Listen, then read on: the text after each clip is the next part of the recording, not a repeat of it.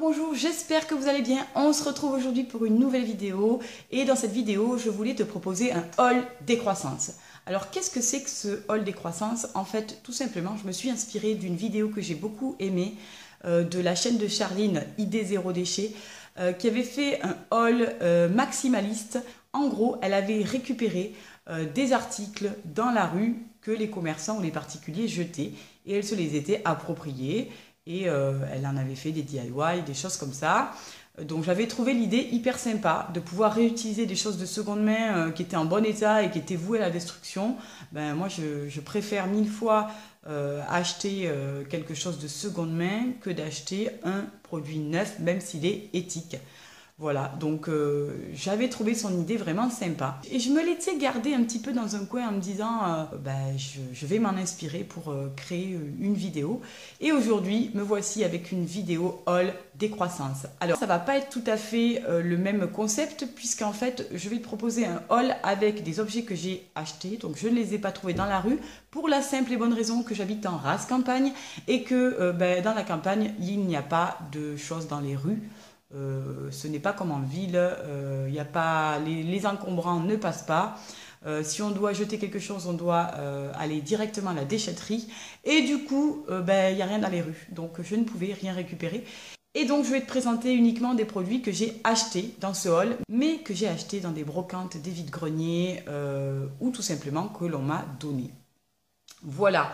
Alors, pour celles et ceux qui ne connaissent pas le principe des hauls, c'est que les youtubeurs vont te présenter les produits qu'elles ont achetés neufs, réalisés dans des entreprises qui sont souvent délocalisées, des vêtements qui viennent de Chine. Bon, bref, c'est pas très éthique tout ça.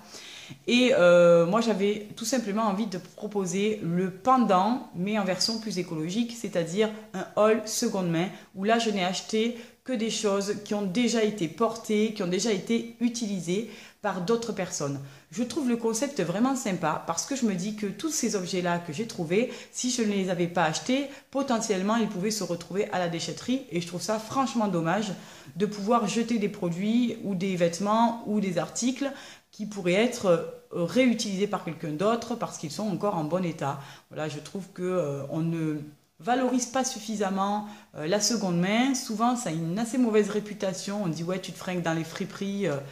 En gros, tu es un clochard. Non, pas du tout. Moi, je trouve que c'est bien au contraire. Ça montre une forme d'intelligence où là, on a capté les choses, où on a capté que c'était des produits qui étaient encore utilisables, qui étaient en bon état et qui n'allaient pas accroître notre volume de déchets qui est déjà suffisamment important.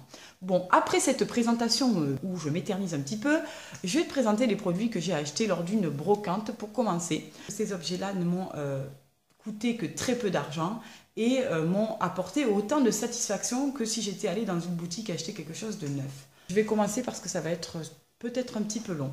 D'abord, j'ai commencé par acheter des vêtements sur un vide-grenier pour mon fils de 2 ans. D'abord parce que je trouve que les vêtements sont excessivement chers. Par exemple, je voulais lui acheter un short là pour cet été sur une enseigne classique, c'est pas vraiment une grande marque. Le short était à 21 €. Je me dis 21 € pour moi, je trouve ça énorme. 21 €, c'est pas le prix d'un short d'un enfant de 2 ans qui va se rouler par terre, qui va se faire des traces d'herbe sur ses vêtements. Je trouve que 21 € c'est vraiment excessif et c'est ridicule, surtout pour des vêtements qui sont largement produits dans des entreprises délocalisées en Chine ou autres. Franchement, je trouve ça vraiment abusé. Donc, j'ai acheté des vêtements, c'est parfois des marques, parfois pas. Tant qu'ils sont en bon état, moi je m'en fous de porter de la marque. Donc, c'est Lulu Castagnette, c'est un petit jean comme celui-ci. Franchement, il est en super état. Ce que j'aime beaucoup aussi sur les vides-greniers, c'est le contact humain.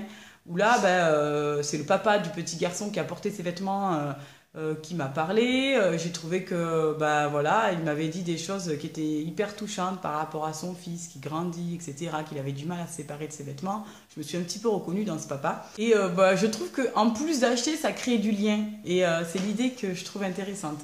Ensuite, j'ai acheté un petit treillis comme celui-ci. C'est un treillis de la marque Kiabi. Donc, je l'ai payé également 50 centimes. J'ai acheté un petit top comme celui-ci, voilà, où il y a une toute petite tache, mais vraiment micro-tache ici. Bon, je l'ai payé 50 centimes. Et j'ai également acheté une petite chemise que j'ai payée, donc 50 centimes aussi. C'est de la marque Kiabi, elle est en super état. Elle est un peu imitation jean, même si c'est du tissu. Et je l'ai vraiment trouvé génial. En même temps, ma belle-sœur faisait également un vide-grenier et elle faisait ça pour se débarrasser un petit peu des choses qui l'encombraient. Et quand elle m'a vue, elle m'a dit, écoute, j'ai 2 petits bonnets de la taille de ton fils, prends-les, je te les donne. Donc elle m'a donné 2 petits bonnets Freegun qui sont réversibles. Alors le premier est réversible, voilà. Et le second est comme ça, il n'est pas réversible. Bon, bien sûr, il est un petit peu bouloché, mais je m'en fous pour l'hiver, pour aller traîner dehors. Ça m'est complètement égal. Et l'intérieur est tout doux, l'intérieur étant polaire. Donc ça ne m'a rien coûté. Donc pour le moment, j'ai eu 6 articles pour 2 euros. Ensuite, ma sœur a acheté des petits bijoux fantaisie à mes filles. Et mes filles, qui ne sont pas du tout soigneuses, les ont laissés traîner dans toute la chambre. Donc j'avais peur qu'elles égarent les paires de boucles d'oreilles, qu'elles me les dépareillent, bon bref. Du coup, j'ai vu un couple sur un stand, un étalage, qui vendait des petites boîtes en métal, comme celle-ci. Et du coup, j'en ai pris 2, les mêmes évidemment, pour pas faire de jalouse. Mais je les ai trouvées tellement mignonnes, en plus elles collent vraiment à la thématique de l'été. Et elles sont en parfait état, elles sont neuves quoi. Donc dans ce genre de petite boîte, tu peux mettre tout ce que tu veux, c'est ça qui est bien. Tu peux mettre des épices, tu peux mettre de la nourriture en vrac. Moi, je les ai choisis. Il y a encore l'étiquette en dessous. Donc, tu vois que c'est vraiment des produits qui sont neufs. J'ai choisi pour leur faire des petites boîtes à bijoux un petit peu estivales avec des motifs vraiment que je trouve très gais. Voilà, donc ces 2 petites boîtes, j'ai payé 1 euro pièce. Ensuite, on est passé devant le stand et ça m'a rappelé ma maman avec ses petits jeux de voyage quand on partait en vacances quand j'étais petite. On est passé devant un stand. Et donc la personne vendait ce petit jeu de dames donc de voyage. Et on s'est dit que ça allait être hyper utile cet été pour quand on partirait en voyage, voilà, en camping ou autre, on pourrait jouer aux dames, pourquoi pas, avec ce petit jeu, alors certes qui est en plastique, mais franchement, si je l'achetais pas, autant il aurait fini à la déchetterie, donc je préfère qu'il soit chez moi plutôt que... ils viennent grossir le tas de déchets de la déchetterie de la ville. Voilà, donc il est complet. C'est un petit jeu. Alors, c'est un petit peu rétro vintage. Hein. Ce genre de petit jeu, ça se faisait beaucoup dans les années 80, voire même 70. Mais j'ai trouvé que c'était vraiment sympa. Et ce petit jeu, nous l'avons payé 1 euro. Ensuite, ma fille m'a fait des pieds et des mains pour acheter cette bande dessinée. Alors, je vous avouerai que les bandes dessinées, c'est pas ce qu'il y a de moins cher sur les vides-greniers ou les brocantes. Ça oscille entre 4 à 6 euros. Celle-ci, nous l'avons payée 5 euros. Et elle est en très bon état. Honnêtement, elle est en super état. Voilà, elle est un petit peu vintage. Mais franchement, le soir même, ma fille avait terminé de la lire tellement elle tenait à lire cette BD. Donc voilà, à la maison, on aime beaucoup les bandes dessinées. On trouve ça hyper ludique, très drôle, il y a beaucoup d'humour. Et c'est quelque chose qui se lit facilement. Donc on en a pas mal. On a beaucoup de bandes dessinées et celle-ci va venir accroître notre petite collection. Si tu me suis, tu sais que je m'intéresse à beaucoup de sujets et des choses à la fois terre à terre et des choses qui sont un petit peu plus spirituelles. Donc oui, je pense que les arbres communiquent entre eux. Oui, je pense que les pierres semi-précieuses et la lithothérapie ont des bienfaits sur l'être humain. Je pense à la survivance des esprits après la mort. Je pense à plein de choses voilà, qui ne sont pas forcément prouvées. Mais c'est pas parce qu'on ne les voit pas qu'elles n'existent pas. Je me dis toujours, les bactéries, les virus, on ne les voit pas à l'œil nu et pourtant ils existent quand même. Donc pourquoi il n'y aurait pas des choses qu'on n'a pas encore découvertes qui existent? Voilà. Et je suis tombée sur une nana qui vendait, je pense que ça devait être une ancienne activité professionnelle, et elle vendait des pierres semi-précieuses. Et là, forcément, tu me connais, je suis passée dans le stand, j'en ai acheté. Donc j'ai commencé par acheter... du cristal de roche, qui est une pierre vraiment universelle. Si des vidéos sur les pierres semi-précieuses t'intéressent, je pourrais éventuellement te dire ce que j'en sais, même si je ne suis pas lithothérapeute. Donc j'en ai acheté une petite, je la trouvais vraiment belle, je sais pas, il y a des petits reflets un petit peu arc-en-ciel à l'intérieur. Et je l'ai trouvée superbe, je l'ai payé 1 euro. Pour te dire que si tu vas dans un magasin spécialisé, tu payes ça 5 euros quoi. Ensuite, j'en ai acheté une de taille supérieure qui était un petit peu plus abîmée, mais en tout cas, je l'ai trouvée quand même hyper belle. Elle m'a coûté 2 €, donc voilà. J'ai ensuite acheté du quartz rose, donc qui est à l'état brut ici, elle n'est pas roulée. Je l'ai payé 2 € également. Le quartz rose, c'est vraiment une pierre de la douceur, de la tendresse, qui est parfaite pour les enfants. J'ai acheté également du quartz fumé, qui est ici, qui a une petite couleur un petit peu marron, avec des petites inclusions à l'intérieur. C'est vraiment très très joli. J'ai acheté une autre pierre, je ne sais pas ce que c'est. S'il y a une connaisseuse parmi vous, n'hésitez pas à me le dire. Alors je ne sais pas si c'est de la sodalite, parce que quand je la compare à mon bracelet, j'ai l'impression que ça n'en est pas une. Alors est-ce que c'est de la dumontierite? Peut-être, je ne sais pas. Et pour terminer, donc je l'ai payé encore 1 €. Et pour terminer, j'ai acheté, alors je pense que c'est de l'hématite, une pierre brute comme ça, qui m'a coûté 1 € également. Elle est très très lourde. On dirait vraiment du métal, quoi. Elle est superbe, elle a des magnifiques reflets. Alors là, sur cette vidéo, ça ne rendra pas grand chose, mais elle est vraiment très belle. Pour te dire que j'ai acheté 6 pierres semi-précieuses pour 8 €, c'est un tarif défiant toute concurrence, clairement. Pour terminer, ma sœur m'a donné un sac en me disant bah, tiens, si tu fais ton vide-grenier, est-ce que tu peux vendre ça? Tu garderas l'argent, mais je veux m'en débarrasser. Et quand j'ai vu les articles qu'elle voulait jeter, je dis mais t'es malade ou quoi? Moi je le garde tout ça. Donc vous savez que chez moi, si vous me suivez, j'essaye de désencombrer au maximum et je me suis débarrassée de tout le plastique que j'ai pu trouver chez moi. Je stocke dans des bocaux en verre, j'ai des tupperwares en verre ou en éco-plastique. J'ai essayé de virer le plus de plastique possible de chez moi. Mais là, franchement, j'ai fait une exception. Et je vous expliquerai tout à l'heure pourquoi. Mais tout de suite, ma soeur voulait se débarrasser de cette suspension. Mais je la trouve super jolie, je ne sais pas ce que vous en pensez. Donc c'est une suspension, là tu viens rajouter une ampoule. Alors elle m'avait offert la même, que j'avais posée sur la table de chevet de ma fille avec une ampoule. Et je trouve que ça a un côté très poétique parce qu'en fait les petits fils métalliques viennent faire de jolis petits dessins sur le mur. Et je trouve ça hyper mignon. En suspension ou posé sur un meuble, ça peut faire un côté hyper scandinave. Et c'est un style que j'aime beaucoup. Donc du coup, je suis hyper contente d'avoir récupéré ça.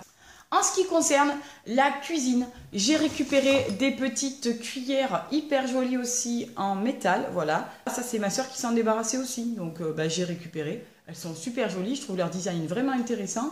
Et en même temps, ça ne m'a pas coûté un centime. Donc franchement, j'en ai une dizaine comme ça. Et je vais pouvoir éliminer les dernières cuillères en plastique qui me restaient. Et pour terminer, voilà, c'est le côté un petit peu moins zéro déchet. Mais bon, c'est pas grave, je préférais le voir chez moi plutôt que dans une déchetterie. J'ai récupéré ce petit insecte, donc qui est en total plastique là par contre, de la marque Vice Versa. Et en fait, c'est une salière et une poivrière. Donc je trouve vraiment l'idée sympa. Alors avant, lorsque j'avais une vingtaine d'années, j'étais très portée sur le design. D'ailleurs, j'avais longtemps hésité entre le social ou l'art appliqué au niveau de mon orientation professionnelle. Et puis j'ai choisi le social, mais j'ai toujours gardé l'art un peu comme une passion qui vraiment me permet de m'exprimer, de me sentir bien. Et j'aimais beaucoup tout ce qui était un peu anticonformiste, aux formes un petit peu atypiques. Tout ce qui est design me plaît énormément. Donc j'adore Cartel, j'adore Alessi, j'adore des marques de design de ce type-là. Et ça c'est une autre marque donc, qui s'appelle Vice Versa, qui n'est pas vraiment du design. C'est plus des petits objets ludiques détournés, mais je trouve que c'est hyper mignon. Même si ça a un petit côté enfantin, franchement, ça ne me dérange pas. Ensuite, j'ai récupéré aussi une lampe électrique dont ma soeur se séparait, et elle est ici. Alors oui, là aussi, c'est du total plastique, mais je la trouve hyper sympa. Elle peut très bien être posée sur une étagère, en même temps, elle décore. Et puis, c'est hyper pratique, quoi. Tu tombes en panne d'électricité, tu as ta petite lampe électrique sous la main. C'est toujours plus sympa que d'avoir la vieille lampe électrique qui ressemble à rien. Pour Pour terminer, je vais te montrer une petite mignonnerie. C'est du total plastique là encore une fois, mais franchement, je ne pouvais pas passer à côté de ça. Regarde-moi ces petites boîtes comme elles sont hyper mignonnes. Il y en a 5 au total, c'est pour mettre des aromates. Donc tu as 5 petites boîtes comme ça. Oui, il y en a une qui est tombée par terre. Hein. Elle est pas cassée, forcément, puisque c'est du plastique. Elles sont trop mignonnes. Et tu peux stocker tes petites épices. Je trouve qu'elles sont vraiment adorables. C'est de la marque Alessi, encore une fois. Donc, je suis confrontée à mes vieux démons. Le design en plastique ou l'écologie en verre. Donc, je suis... voilà. Quand j'ai vu ça, je me suis dit non, je ne peux pas laisser ça partir sur un vide-grenier ou qui sait, peut-être à la déchetterie si j'arrive pas à les vendre. Puisque c'est donc ma soeur qui m'avait donné ces petits articles en plus de ce que je viens de te présenter, en me disant moi j'essaie de les vendre sur différentes plateformes, ça marche pas, personne les achète, donc je vais m'en débarrasser. Je dis surtout pas, moi je les garde, je trouve ça trop mignon.